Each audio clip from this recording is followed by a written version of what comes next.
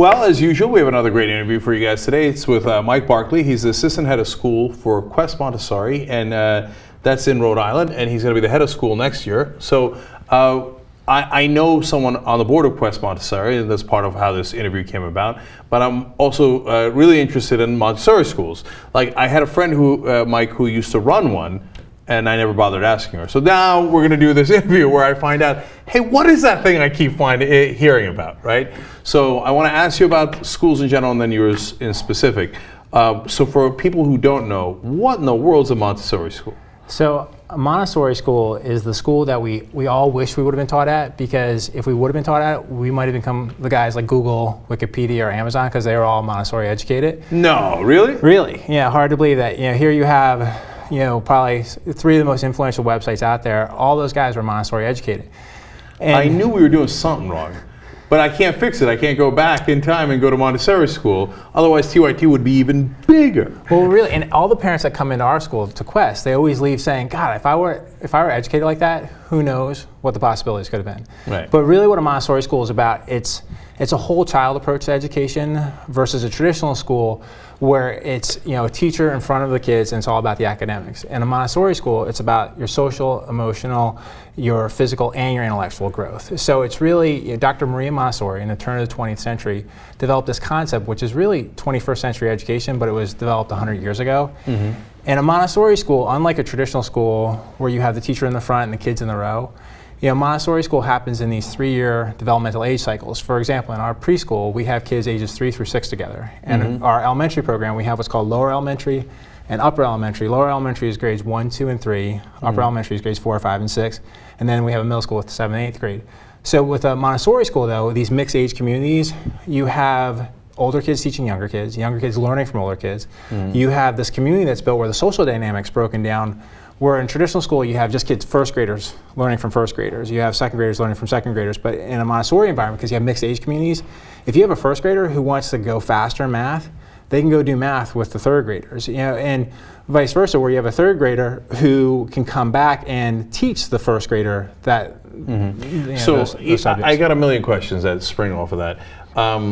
So first of all, let me be slightly skeptical, okay, about one aspect. First of all, kids need emotional education. Oh, come on, reading, writing, arithmetic, okay? No, okay. I want to get back to that in a second. I'm totally on your side, and I have a story about that. But no, the skeptical part is, look, so I got my kid in a preschool. It's not a Montessori school.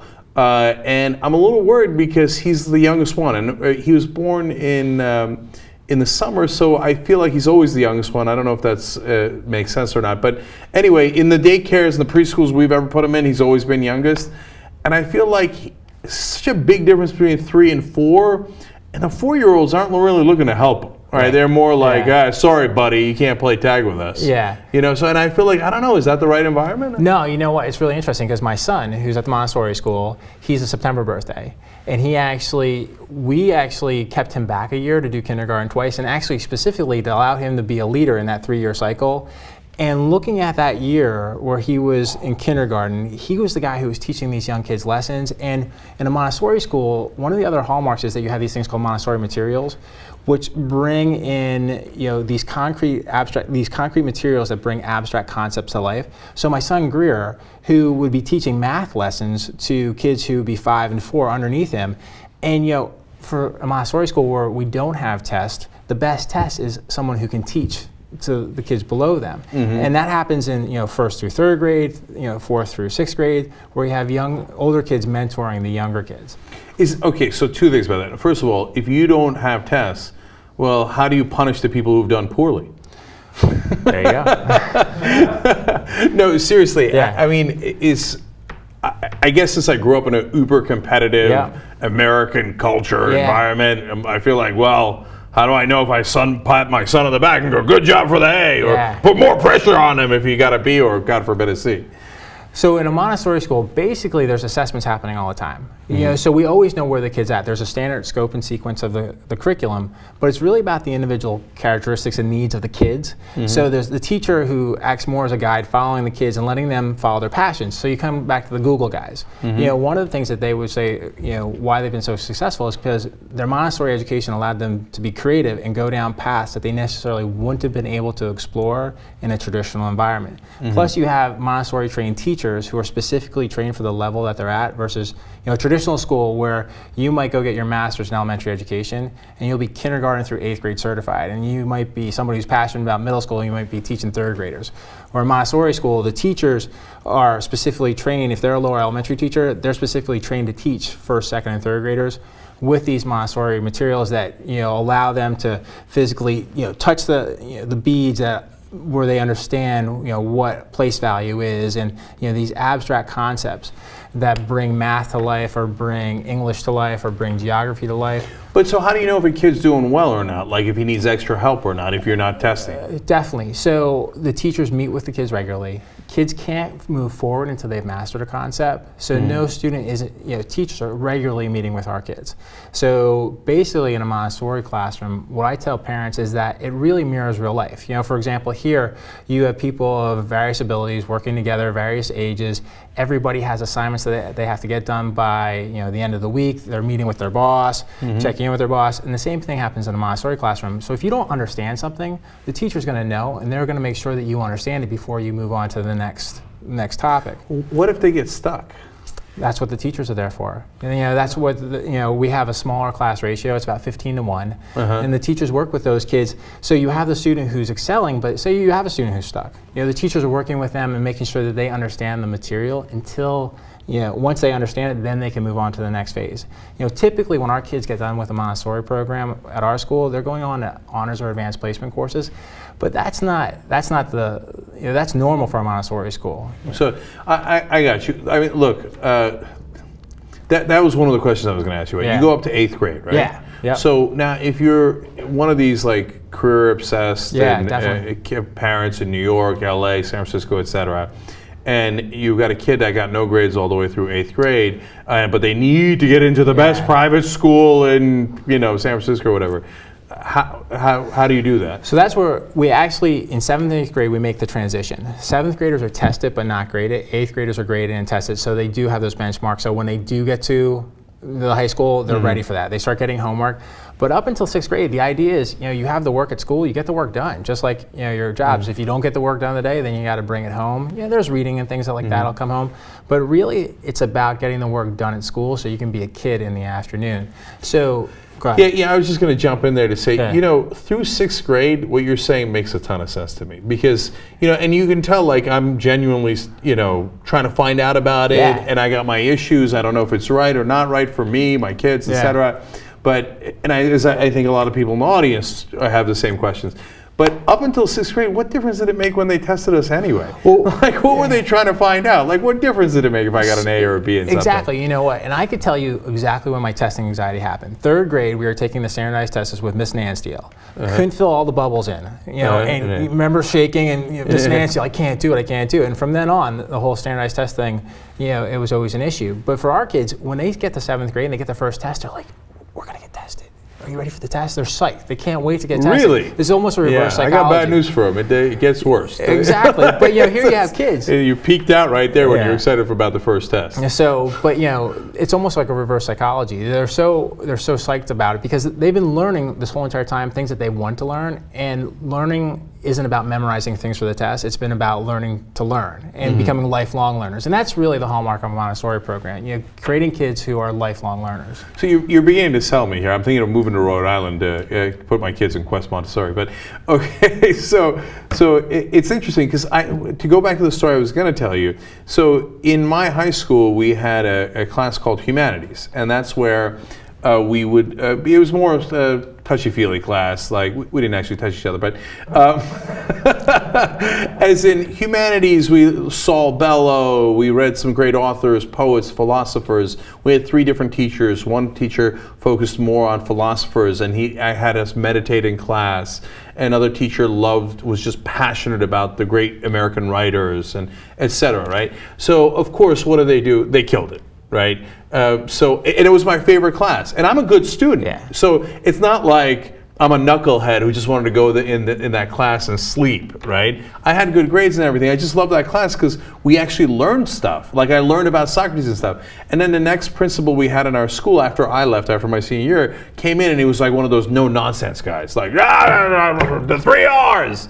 Well, if you had actually studied in school, you would know they don't all start with R's. But anyway, and he killed that program, and I was so disappointed by that. Given my experience with humanities, that's why I'm beginning to get convinced by you. Like that was the most important class. Well, what you're seeing now in education in general is that the idea that creativity matters. You know, the emotional intelligence really matters. Those are the determinants that are really saying if kids are going to be successful after college. And that idea of being able to create your own job, even talking to the guys out here in the Young Turks studio, a lot of these guys they're creating they all have side projects going on. They're all entrepreneurs. They're all making things happen. Well, they're making things happen for you. But it's really, kids today, the factory model of education that used to be for the industrial age of all the kids sitting behind the desk, everybody learning exactly the same way, is gone. We don't all learn the same way. And that's really what Montessori is about, because it allows kids to go at their own pace. It allows them to explore different opportunities, and allows them to be creative in their thinking and open doors that they might not necessarily have open if they were in a traditional classroom. So tell me more about that. Like, so, okay, I mean, you're going to teach them how to do math, right, and read and all that stuff. What else do you do literally in a classroom that hits the other areas you mentioned in the beginning when we were first talking about? Sure. For example, so let's use my kids for example, lower elementary. So I have a first grader and a third grader. The third grader, every student at Quest has what we call a work journal, and every Friday they meet with their teacher, they plan out the week ahead. So during that week they might have some math work that they have to do, some research work that they have to do, their sentence analysis, geography. So when they come in on Monday, they look at their weekly plan, then they plan out their day, and then from their day, they start, whether my daughter might have to do math work on what's called a bead frame. It looks like an abacus, it is an abacus, where they're learning math, simple arithmetic, moving the beads, learning place value, ones, tens, hundreds, thousands. And after you move to that, then you might go on to racks and tubes, which is another process of learning long division. But you have first, second, and third graders who are doing long division. And that kind of keeps moving on up to the different grades with different Montessori materials. But some kids, my son who's a first grader, loves maps. So we have what's called puzzle maps or pin maps. So in a Montessori school, when I was in traditional school, we had to memorize all the countries of South America. You just looked at it, you kept saying it to me yourself. Our kids, either there's a puzzle map with actually the piece of the puzzle that looks like the country, and you have to find the location. As you get older, there's a pin map where every pin has a location on the river or the country or the mountain, and they have to take the pin and physically find the location, looking at an atlas. So there's different materials for every level as you're going through. I'm trying to understand how a day goes, though. So, like, in my elementary school, we had, we had reading class, and then we had a history class, and on it went. So are there classes like that, or can I be like, oh, okay, dude, I got this long division on lockdown, I'm going to go play pin maps? So we have what's called a work cycle. So it's about a 2.5 hour cycle where the kids are just moving about. So you'll come into the classroom, you would see some kids, working together in a small group. You might see some kids working individually, but it's a 3 hour cycle where these kids are moving from one activity to the next activity, and the teacher's walking around making sure that they're doing their work. Sometimes the teacher might have a full class lesson with first, second, and third grade all together, or it might be a lesson where it's just the first graders, and then the second and third graders would be working independently. Then the second half of the day, the kids go off and do things like PE, music, art, and other specialty programs like that. But really at a Montessori school, in a traditional school, like you're saying, you might say, okay, today everybody, we're opening up to page 57, we're all doing decimal fractions. And everybody be in a row. In a Montessori school, there's this hum that happens at a Montessori school where kids are actively engaged and they're purposely working, and they might be working independently, they might be doing some group work or collaborative stuff. There's a lot of experiential learning happening. So that's what a Montessori classroom looks like during the day. It's very different than the traditional environment where the kids move every 50 minutes from math and say to the English class to the geometry class. It's funny what we get programmed into, right? Totally. Like, because I got programmed into the traditional school, so it's hard to get my brain out of that. Like, what do you mean? You got to go to first period and second period, and if you don't get good grades, you ought to be shamed. No, definitely, and that's what so many parents come in and they don't understand that how kids can be so psyched to be learning, and there's the disruptions don't happen because kids are into what they're doing. They don't have to ask to go to the restrooms; they just go. They're treated more like young adults. But what happens if there's a pain in the ass kid? Like, because there's a pain in the ass kid in public schools. Yeah. And we have a good policy for that. We punish him. Okay, like we got the in-school detention, we got the out-of-school suspensions, etc. You guys sound so pleasant. It seems like it'd be tough to punish someone. Well, you know what? Really, I used to be, before I took the job at Quest Montessori, I used to be the dean of students at an independent school in Providence. The dean of discipline. And you were the dean of discipline? Yeah, I always joke with high school kids, and I always joke when I came into Quest. We were walking around, and I kept saying to my wife, I can't believe how well behaved the kids are here. And really, what it comes down to, when you have kids who are excited about learning, they don't get into trouble. They're really into what they're doing. So, and then when you give kids independence to be able to move from one activity to the next without a teacher telling them that they have to move to one activity to the next, again, they're not a headache. Okay, so the critical thing, first of all, I gotta note that Dean of Discipline is such a badass title.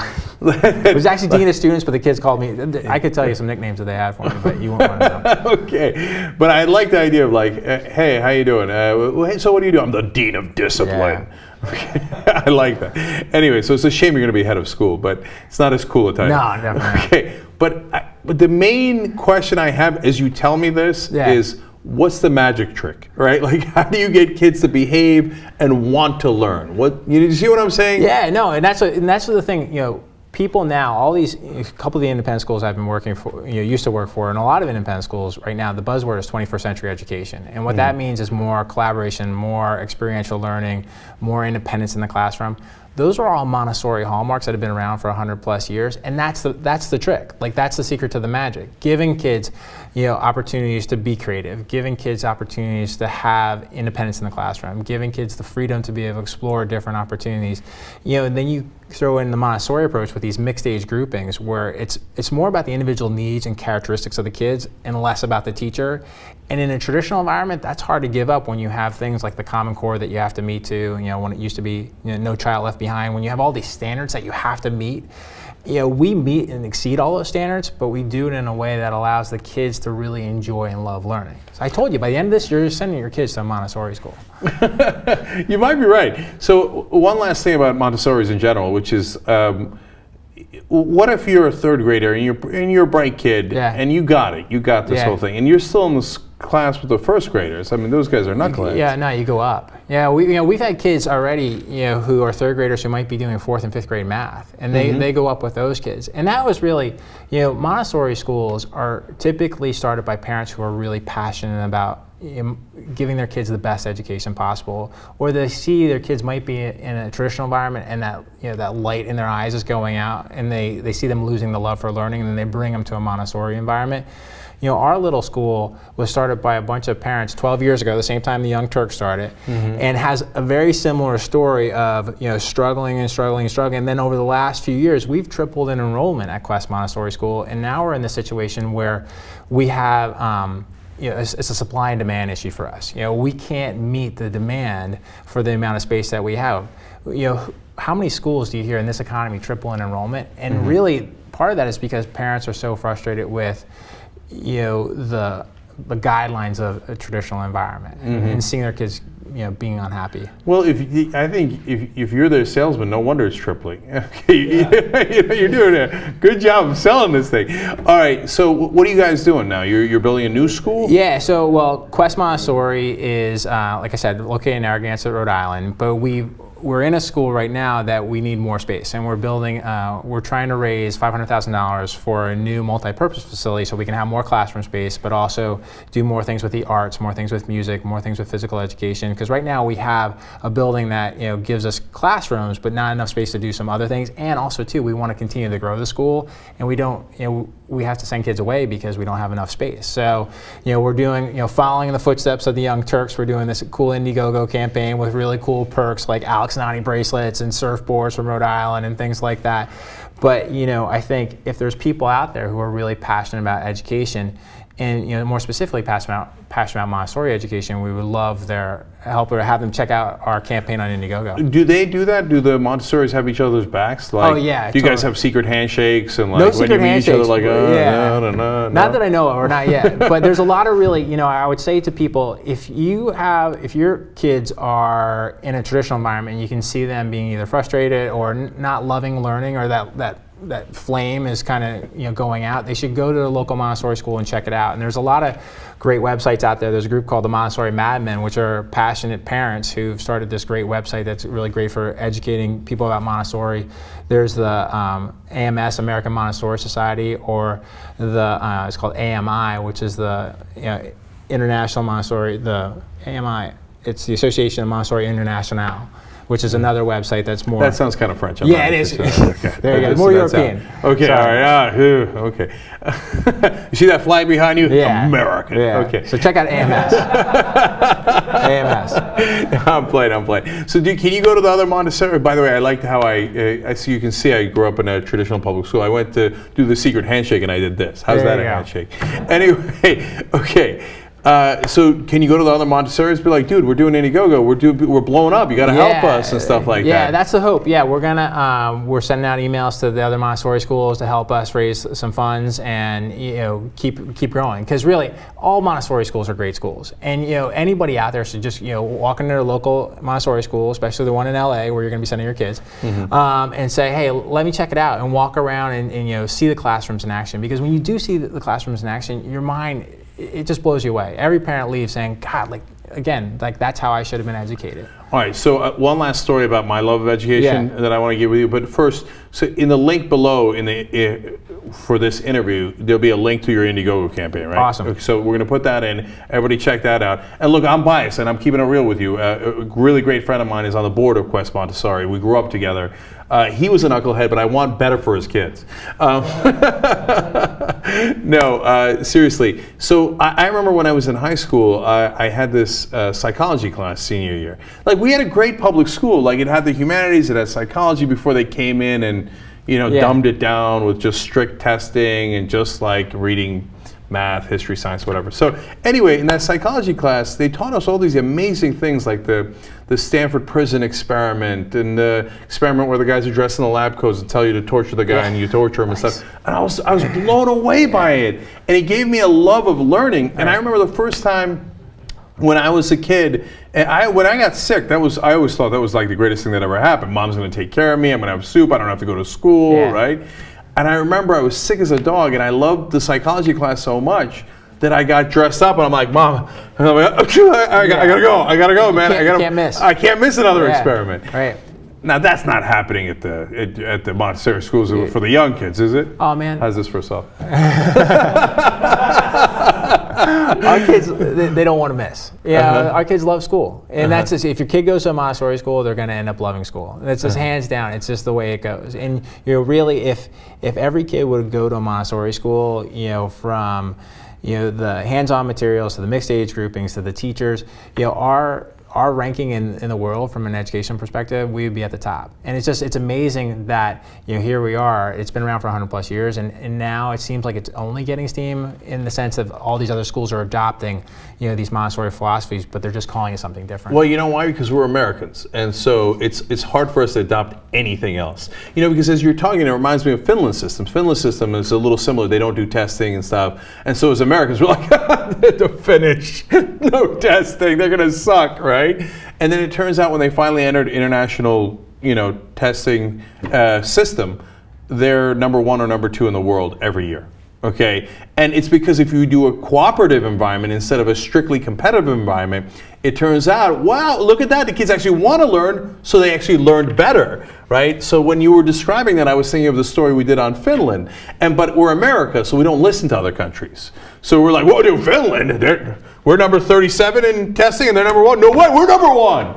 So I think that that's a similar thing where like we got a public education system, we're not going to listen to anybody, and then finally, after 100 years, when you see something else working, they're like, maybe we should try. Maybe we should head in that direction a little bit. All right, Mike Barclay, head of school next year at Quest Montessori. They're doing an Indiegogo campaign. If you want to help out, that would be great. And we appreciate you coming in because I really want to learn about this. Definitely. And I got to learn. From Quest, Cenk. Okay. A t-shirt. All right, well, you look at this. Okay. So. All right, thank you so much. I appreciate it. Thanks for for teaching me today. Okay, and this was a mixed environment. Jesus is younger than me, but he learned, and I'll help him in the next class.